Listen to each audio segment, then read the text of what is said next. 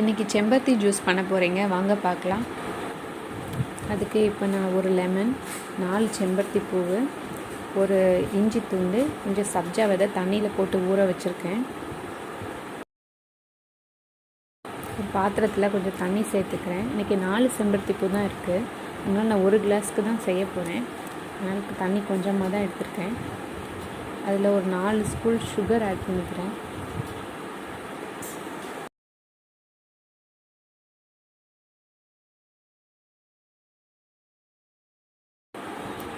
இப்போ சுகர் நல்லா கரைஞ்சிருச்சு.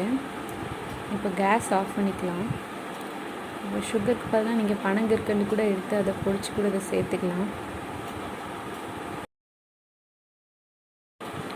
இப்போ நான் செம்பருத்தி பூவோட எதில் மட்டும் தனியாக எடுத்து வச்சுருக்கேன்.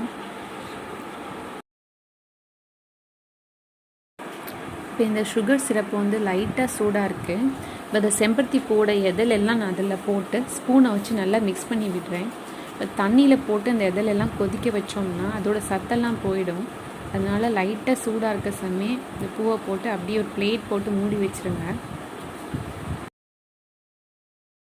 10 நிமிஷம் ஆயிடுச்சு. இப்போ நான் அதை ஓப்பன் பண்ணி பார்க்குறேன். பாருங்கள் எவ்வளோ லைட்டாக ஒரு பிங்க் கலரில் இருக்குது. அந்த எதலோட சாரெல்லாம் இதில் இறங்கியிருக்கு. இப்போது நான் ஒரு பாத்திரத்தில் கொஞ்சமாக லெமன் ஜூஸ் சேர்த்துக்கிறேன். நான் 1 கப்பு தான் செய்ய போகிறேன், அதனால் கொஞ்சமாக தான் சேர்த்துருக்கேன். இப்போ அந்த லெமன் ஜூஸோட கொஞ்சமாக இஞ்சி சாறு எடுத்துருக்கேன், அதுவும் 1 ஸ்பூன் கலந்துக்கிறேன். இஞ்சி சாறு விட்டாச்சு. இப்போ அந்த கிண்ணத்தை பாருங்களேன், அது ஒயிட்டாக ஒன்று டெபாசிட் ஆகிருக்கல, அது வந்து நம்ம யூஸ் பண்ணக்கூடாதுங்க. இஞ்சி சாறு எடுத்தோம்னா ஒரு 10 நிமிஷம் அப்படியே வச்சிடணும். வச்சுட்டு இந்த மேலே இருக்கிற ஜூஸை மட்டும்தான் நம்ம எடுத்துக்கணும். இப்போ அதோட 1 கிளாஸ் தண்ணி சேர்த்துக்கிறேன். இப்போ சப்ஜா விதை ஊற வச்சுருந்தோம்ல, அதை ஒரு 2 ஸ்பூன் மிக்ஸ் பண்ணிக்கிறேன். இது ஆப்ஷனல் தாங்க, இருந்துச்சுன்னா யூஸ் பண்ணுங்கள், இல்லாட்டி ஸ்கிப் பண்ணிடுங்க. இப்போ இது எல்லாத்தையும் நல்லா மிக்ஸ் பண்ணி விட்டுக்கலாம்.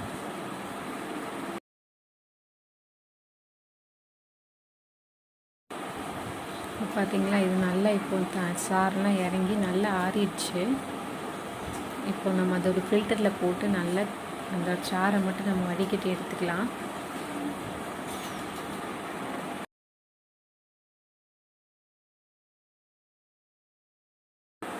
இதெல்லாம் நல்லா மிக்ஸ் பண்ணி விடுறேன். பாருங்கள், எப்பவுமே ரெட்டிஷாக எவ்வளோ அழகாக இருக்குது பார்க்குறதுக்கு. நீங்களும் இதை கண்டிப்பாக ட்ரை பண்ணி பாருங்கள், ரொம்ப ஈஸியாக செஞ்சிடலாம்.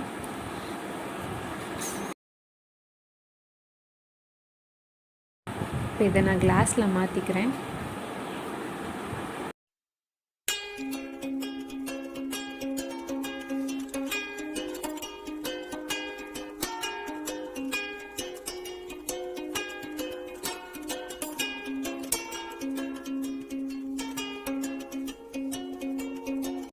நீங்களும் இந்த ஜூஸை கண்டிப்பாக வீட்டில் ட்ரை பண்ணி பாருங்கள். பிடிச்சிருந்துச்சுன்னா லைக் பண்ணுங்கள், ஷேர் பண்ணுங்கள், மறக்காமல் சப்ஸ்கிரைப் பண்ணுங்கள்.